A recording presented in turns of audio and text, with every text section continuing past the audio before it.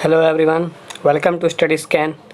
तो जैसा कि हमने पिछले लेक्चर्स में क्या पढ़ लिया कि मैटर्स क्या होते हैं, मैटर्स कितने टाइप्स के होते हैं, उसमें मैटर कितने टाइप के होते हैं, प्योर और इम्प्योर। प्योर में क्या क्या आता है तो हमारा एलिमेंट एंड कंपाउंड, ठीक है। इम्प्योर में क्या आता है हमारा मिक्सचर। एलिमेंट्स में क्या आता है हमारे पास metal, non metals and metalloids, ठीक है। और हमारे मिक्सचर्स में क्या आते हैं homogeneous mixtures and heterogeneous mixtures. तो ये हमने पिछले लेक्चर में पढ़ लिया है। अब हम आगे पढ़ेंगे कंपाउंड्स के बारे में, ठीक है। तो लेट्स मूव फॉरवर्ड। तो आज जो हम शुरू करने वाले हैं, पढ़ने वाले हैं, वो है मिक्सचर एंड कंपाउंड्स में क्या डिफरेंस होता है। तो जैसा कि हमने पढ़ लिया, मिक्सचर्स कितने टाइप्स के होते हैं, 2 टाइप्स के। कौन कौन से, होमोजीनियस एंड हेट्रोजीनियस। और ये कंपाउंड किसका पार्ट है, तो ये पार्ट है हमारा प्योर का, और ये किसका पार्ट है, इम्प्योर का। तो दोनों में डिफरेंस क्या होता है वो हम पढ़ते हैं। जैसा कि कभी कभार क्या होता है ना, कन्फ्यूजन हो जाता है, यार मिक्सचर भी हो या कंपाउंड भी हो। नहीं नहीं नहीं, दोनों में डिफरेंस क्या होता है आज हम वो पढ़ेंगे। तो मिक्सचर्स में क्या होता है कि various elements join together to form a mixture, ठीक है। No new compound is formed, नया कंपाउंड नहीं बनता। जैसे कि हमने मान लीजिए किसी चीज़ को, जैसे कि हमें शुगर और सैंड को, ठीक है, या फिर वाटर एंड ऑयल को मिला दिया हमने, ठीक है, चीनी और बालू को मिला दिया हमने, तो क्या हुआ, कोई नया कंपाउंड बना? नहीं ना बना। लेकिन अगर हमने क्या हुआ कि चीनी और पानी या नींबू और नींबू का पानी में डाल दिया तो क्या बन गया, नींबू पानी, एक न्यू प्रोडक्ट बन गया, है ना। इसमें न्यू प्रोडक्ट नहीं बनता, इसमें न्यू प्रोडक्ट बनता है। इसमें क्या होता है, वेरिएबल कंपोजिशन होता है, मतलब कि कुछ भी ले सकते हो आप। 1 किलो चीनी ले लो, 5 किलो नमक ले लो, मिला दो दोनों को, कोई दिक्कत नहीं है इसमें। लेकिन इसमें क्या है कि फिक्स्ड कंपोजिशन होना चाहिए। जैसे कि H2O है हमारा, तो H2O में 2 मोल्स ऑफ H2 होगा और 1 मोल्स ऑक्सीजन होगा, तभी ये बनेगा। मतलब इसमें कंपोजिशन क्या है, फिक्स्ड है, ठीक है। और इसमें क्या है कि जिसको जिसको आप मिलाओगे, जैसा कि हम एग्जाम्पल में क्या लेके चल रहे हैं कि हमने बालू और मिट्टी 2 चीज़ मिला दिया, या चीनी और नमक 2 चीज़ मिला दिया, तो दोनों का क्या है कि चीनी का भी प्रॉपर्टी दिखाएगा और नमक का भी प्रॉपर्टी दिखाएगा। लेकिन इनमें क्या होगा, जैसे नींबू पानी बन गया, तो नींबू पानी अब क्या है ना, नींबू का कैरेक्टरिस्टिक्स दिखा पाएगा और ना ही पानी का कैरेक्टरिस्टिक्स दिखा पाएगा। ये बिल्कुल एक अलग कंपाउंड बन जाएगा, ठीक है, टोटली डिफरेंट हो जाएगा बिल्कुल, ठीक है। इसका क्या होता है, फिक्स बॉइलिंग और मेल्टिंग पॉइंट होता है, लेकिन इसमें क्या है, इसमें भी फिक्स्ड नहीं होता, इसमें बॉइलिंग पॉइंट और मेल्टिंग पॉइंट फिक्स होता है। तो बॉइलिंग पॉइंट, मेल्टिंग पॉइंट क्या होता है, ये हमने चैप्टर 1 में पढ़ा है। आज एक बार आपको फिर से बता देता हूँ। तो बॉइलिंग पॉइंट वो टेम्परेचर होता है जिस टेम्परेचर पे कि कोई भी लिक्विड बॉयल करने लग जाए, वेपर बन जाए। और मेल्टिंग पॉइंट वो टेम्परेचर होता है जहाँ पे कि कोई भी सॉलिड मेल्ट करके लिक्विड बन जाए, ठीक है। तो अब हम नए टॉपिक पे मूव करते हैं, और इसका क्या नाम है, आपका देख रहे हैं सॉल्यूशन। सॉल्यूशन क्या होता है, सॉल्यूशन में क्या क्या कंपोनेंट्स होते हैं, क्या इसके फीचर्स होते हैं, सब कुछ पढ़ेंगे। So let's start. तो सॉल्यूशन क्या होता है, तो सॉल्यूशन कुछ नहीं होता है, एक होमोजीनियस मिक्सचर होता है। तो होमोजीनियस मिक्सचर क्या होता है आप बताइए, पिछले लेक्चर्स में हमने पढ़ा है होमोजीनियस मिक्सचर क्या होता है, बताइए। तो हाँ, होमोजेनियस मिक्सचर वही मिक्सचर होता है जिसमें कि कंपोजिशन क्या हो, यूनिफॉर्म हो, ठीक है। कंपोजिशन यूनिफॉर्म हो और क्या हो, आपको नेक डाई से ना दिख पाए, मतलब इस तरीके से मिल जाए कि वो नेक डाई से ना दिख पाए। जैसा कि कहा लेमन वाटर, नींबू को पानी में डाल दें, या फिर शुगर सॉल्यूशन, शुगर को हम पानी में डाल दें, चीनी को, तो क्या है, कुछ नहीं दिखता, तो वो है हमारा एक तरीके से सॉल्यूशन है। सोडा वाटर, ये हमारे सॉल्यूशंस हैं, ठीक है। सॉल्यूशन में होते क्या क्या हैं, तो सॉल्यूशन में हमारे 2 तरह के क्या बोलते हैं कंपोनेंट्स होते हैं, ठीक है। क्या क्या, एक तो सॉल्वेंट, दूसरा सॉल्यूट। तो सॉल्वेंट क्या होता है और सॉल्यूट क्या होता है, सॉल्यूट वो होता है जैसे कि चीनी, क्या हो गया, चीनी, क्या चीनी, कि हमने किस चीज़ को पानी में डाला, ठीक है, किस चीज़ को डाला उसे कहते हैं सॉल्यूट, ठीक है। और किस में डाला उसे कहते हैं सॉल्वेंट, जैसे पानी। तो सॉल्यूट क्या हुआ, किस को डाला, ठीक है, जो डिजोल्व होगा, डेट इज डिजोल्व्ड, उसे हम कहते हैं सॉल्यूट, किसमें, सॉल्वेंट में। और तो किसमें डाला, विच कहाँ डिजोल्व हुआ, वेयर डिजोल्व्स, तो उसको हम क्या कहते हैं, सॉल्वेंट।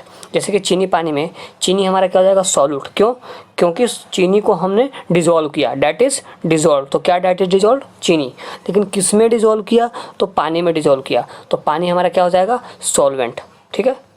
तो इसकी कुछ प्रॉपर्टीज़ होती हैं, तो क्या क्या प्रॉपर्टीज़ होते हैं सॉल्यूशंस के, आइए हम पढ़ते हैं। तो जैसा कि आप मतलब हमने पहले पढ़ा, क्या होता है वो होमोजीनियस होता है। होमोजीनियस मतलब समझ गए ना, यूनिफॉर्म कंपोजिशन होगा, ठीक है। क्या होगा, ट्रू सॉल्यूशन होगा, हम नेक डाई से नहीं देख पाएंगे, ठीक है। और क्या होता है इसमें, पार्टिकल का जो साइज होता है 1 नैनोमीटर से भी कम होता है, मतलब बहुत ही छोटा होता है। इसको हम माइक्रोस्कोप से भी नहीं देख सकते, इतना छोटा होता है कि इवन माइक्रोस्कोप से भी हम इसको नहीं देख सकते, ठीक है। इसमें लाइट की स्कैटरिंग नहीं होती, क्यों? क्योंकि बिल्कुल ये जो यूनिफॉर्म सॉल्यूशन है, तो लाइट जो है बिल्कुल ही एक तरीके से पार कर जाएगा, ट्रांसपेरेंट मीडियम की तरह एक्ट करता है ये, ठीक है। इसमें क्या होता है, सॉल्यूशन स्टेबल होता है, स्टेबल होता है तभी तो चीनी जो है पानी में पूरा मिल गया, स्टेबल है तभी तो, अनस्टेबल होता तो मिल नहीं पाता, तो हमें चीनी दिखता, ठीक है। और क्या है कि इसके पार्टिकल्स को हम सेपरेट नहीं कर सकते फिल्ट्रेशन के प्रोसेस से। क्यों नहीं कर सकते? आप चीनी को पानी में डालिए, बिल्कुल क्या होगा, बिल्कुल मिल गया। अब बिल्कुल मिल गया तो क्या आप फिल्टर लगा के, छन्नी लगा के, छानने वाला चीज़ लगा के क्या उसको छान सकते हैं? आप नहीं छान सकते। क्यों? क्योंकि वो जो वाटर्स में जो स्पेस थे, वाटर के बीच में जो स्पेस मौजूद थे, उसमें चीनी घुस चुका है, चीनी बिल्कुल ही मिल चुका है, और सॉल्यूशन क्या है, पूरा स्टेबल हो चुका है, जिसके कारण हम उसको अलग नहीं कर सकते। एग्ज़ाम पॉइंट ऑफ व्यू से जो बहुत ही ज़्यादा इंपॉर्टेंट है, अब हम वो पढ़ने वाले हैं, ठीक है। ये चीज़ कि कौन सा मिक्सचर्स को किस तरीके से हम सेपरेट करते हैं, बहुत ही ज़्यादा इंपॉर्टेंट है एग्ज़ाम पॉइंट ऑफ व्यू में। वैसे इंपॉर्टेंट तो सब कुछ है, क्योंकि अगर जब तक आप किसी चीज़ को लिंक नहीं कर पाएंगे, बिना लिंक किए हुए पढ़ेंगे, तो कुछ समझ में नहीं आएगा। लेकिन ये जो है एग्ज़ाम में पूछा जाता है कि कैसे हम किसको अलग करेंगे। तो आइए शुरू करते हैं।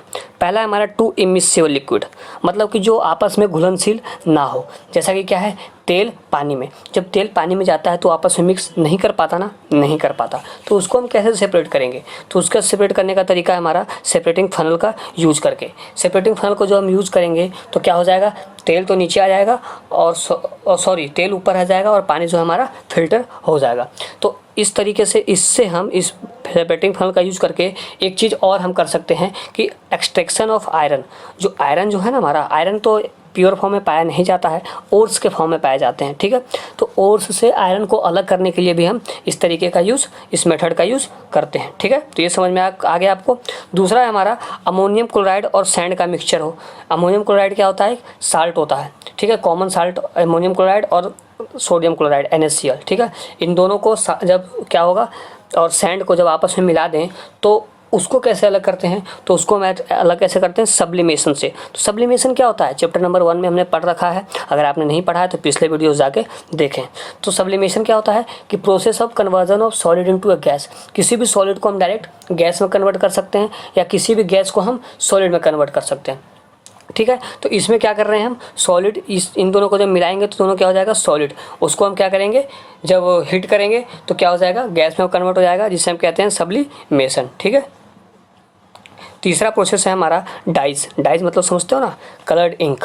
जब दो कलर्ड कंपाउंड्स आपस में मिक्स हों, टू डिफरेंट कलर के कंपाउंड जब आपस में मिक्स हों, ठीक है, तो उसमें एक क्या होता है हमारे पास, या फिर ड्रग्स का सेपरेशन। किसी भी ड्रग्स को, जैसे कोई ड्रग्स लेता है आदमी, उसमें ब्लड में ड्रग्स गया हुआ है, तो उससे हम ड्रग्स निकालने के लिए किस तरीके का यूज़ करते हैं, क्रोमेटोग्राफी का यूज़ करते हैं, ठीक है। क्रोमेटोग्राफी का प्रिंसिपल क्या है, तो इसका प्रिंसिपल है कि जो भी कलर्ड कंपाउंड्स हैं ना, या कंपोनेंट्स हैं, ठीक है, तो उसको क्या कर लेगा, वो सरफेस एड्जॉर्प्शन का काम कर लेगा। मतलब कि जो सरफेस पे एड्जॉर्ब हो जाएगा, और सरफेस पे एड्जॉर्ब हो गया, उसके बाद एड्जॉर्बेंट पे प्रिंसिपल पे बेसिकली काम करता है, उसके बाद आप सेपरेट कर लो, ठीक है। चौथा है हमारे पास टू मिक्सिबल लिक्विड्स। टू मिक्सिबल लिक्विड्स मतलब क्या, जो आपस में क्या हो जाए, मिल जाए, ठीक है। तो जो आपस में मिल जाए उसको हम कैसे अलग करेंगे, तो उसको हम अलग करने का प्रिंसिपल है हमारे पास, उसका बॉइलिंग पॉइंट जब डिफरेंट कर देंगे तो वो क्या हो जाएगा, अलग हो जाएगा। जैसे कि हमारे पास क्या है, एसीटोन एंड वाटर का मिक्सचर है, ठीक है। तो इसमें हम क्या करते हैं, डिस्टिलेशन का यूज़ करते हैं। अगला है हमारा सेंट्रीफ्यूगेशन, बहुत इंपॉर्टेंट सेंट्रीफ्यूगेशन, याद रखिएगा कि इस प्रोसेस का कहाँ यूज़ करते हैं हम, तो मिल्क एंड क्रीम, दूध और क्रीम, मक्खन को अलग करने के लिए हम इसका यूज करते हैं। क्रीम जो निकालते हैं ना दूध से, उसमें सेंट्रीफ्यूगेशन का यूज होता है, जो चलाते हैं ऐसे, मतलब हाथ से, मतलब देखा होगा आपने चलाते हुए, तो वो क्या है, सेंट्रीफ्यूगेशन। मतलब सेंट्रीफ्यूगेशन मतलब क्या, आउटवर्ड फोर्स एक लगा रहा होगा कुछ। क्यों? क्योंकि दोनों के बीच में क्या है, डेंसिटी का डिफरेंस है। तो रोटेशन हम अगर करेंगे तो दोनों का डेंसिटी अलग अलग है, जिसके कारण दोनों क्या हो जाएगा, सेपरेट हो जाएगा। इसका प्रोसेस और कहाँ कहाँ किया जाता है, तो इसका यूज़ हम और करते हैं कहाँ, यूरिन एंड ब्लड टेस्ट में इसका यूज़ होता है, ठीक है। डेयरी में यूज़ होता है बटर और क्रीम को अलग करने के लिए। वॉशिंग मशीन्स में भी जो घूमता है, सेंट्रीफ्यूगेशन मतलब क्या, एक रोटेशन जो कि आउटवर्ड फोर्स लगा रहा हो, ठीक है। तो वॉशिंग मशीन में भी इसका यूज़ होता है, ठीक है। आशा करता हूँ आपको ये पूरा समझ में आ गया होगा। बहुत इंपॉर्टेंट है, कहीं लिख लीजिएगा, इसको याद कर लीजिएगा, ठीक है। Let's move forward. अब हमारा आ जाता है physical and chemical change. Physical and chemical change मतलब क्या, मतलब कि डिफरेंस, किस चीज़ को हम फिजिकल चेंज कहते हैं, किस चीज़ को केमिकल चेंज कहते हैं, ये भी एग्जाम पॉइंट ऑफ व्यू से बहुत ही ज़्यादा इंपॉर्टेंट है, ठीक है। तो आइए अब इसके बारे में हम पढ़ते हैं। तो फिजिकल चेंज, फिजिकल भौतिक, केमिकल रासायनिक, ठीक है, हिंदी में इसका नाम है, ठीक है। तो फिजिकल चेंज में क्या होता है, याद कर लीजिएगा। केमिकल चेंज है तो क्या हो जाएगा, न्यू सब्सटेंस बन जाएगा, लेकिन फिजिकल चेंज में क्या है, कोई नया सब्सटेंस नहीं बनेगा। जैसे इसका एग्जांपल पहले मैं दे देता हूँ सबके बारे में। इसका एग्जांपल है, कोई हमारा बल्ब जो है घर में लगा हुआ है, उसको हम ऑन ऑफ कर रहे हैं, ऑन भी कर रहे हैं और ऑफ भी कर रहे हैं, ठीक है। केमिकल चेंज में हमारा क्या एग्जाम्पल हो गया कि केमिकल चेंज में आप कह सकते हैं, हाँ कोई लकड़ी थी हमारे पास, वुड था, उसको हमने क्या किया, जला दिया, ठीक है, वुड को हमने क्या किया, बर्न कर दिया। तो ये एग्जाम्पल है। अब हम एग्जाम्पल के थ्रू समझेंगे तो बहुत आसानी से समझेंगे। तो इसमें मैंने क्या बताया, no new substance is form, नया सब्सटेंस नहीं बनता फिजिकल में, नया सब्सटेंस नहीं बनता। क्यों, क्योंकि हमारे पास बल्ब है, उसको हमने क्या किया, ऑन कर दिया, ऑफ कर दिया, काम तो वही चल रहा है ना, ऑन ऑफ, कोई नया सब्सटेंस तो नहीं बना।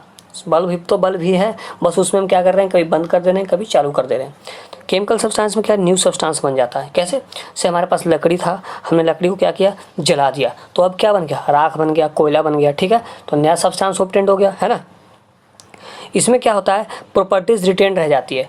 जैसे कि क्या बोलते हैं, यही बल्ब का ही है, तो प्रॉपर्टीज इसमें कुछ डिफरेंट नहीं हो पाया ना, बल्ब तो बल्ब ही है, लेकिन इसमें क्या प्रॉपर्टी चेंज हो जाएगी केमिकल में। क्यों, क्योंकि भाई वुड था, अब क्या बन गया, वो वुड जल के राख बन गया, तो प्रॉपर्टी तो उसकी रही ही नहीं, अब तो वो किसी काम का ही नहीं हुआ, मतलब एक तरीके से प्रॉपर्टी क्या हो गया, चेंज हो गया। इसमें क्या है फिजिकल में कि लॉस और गेन ऑफ हीट नहीं होता, कुछ नहीं होता, ना लॉस होता है हीट का, ना गेन होता है हीट का, ठीक है। ये हमारा क्या है, रिवर्सिबल प्रोसेस है, मतलब दोबारा से वापस आ सकता है। रिवर्सिबल मतलब क्या होता है, दोबारा से हम उसको वापस ले सकते हैं, एज मतलब रिवर्स कर सकते हैं, बदल सकते हैं, ठीक है। लेकिन केमिकल चेंज में क्या होता है कि हीट का या तो लॉस होता है या तो गेन होता है। जैसे लकड़ी हमने जलाया तो हीट रिक्वायर्ड था, हीट किया तभी तो लकड़ी जला, ठीक है। लेकिन ये क्या है, इरिवर्सिबल है, इसको हम वापस नहीं ला सकते। जैसे कि लकड़ी जल के राख हो गया, तो क्या राख से आप लकड़ी बना सकते हो, नहीं बना सकते ना। तो ये डिफरेंस याद रखिएगा फिजिकल और केमिकल का। फिजिकल रिवर्सिबल, ये इरिवर्सिबल। केमिकल से आप याद रखिएगा कि लकड़ी एग्जाम्पल, तो अगर आप एग्जाम्पल याद रखेंगे तो आपको पूरा याद रहेगा, ठीक है। और फिजिकल में याद रख लीजिएगा बल्ब का ऑन ऑफ, ठीक है। Thank you, keep watching.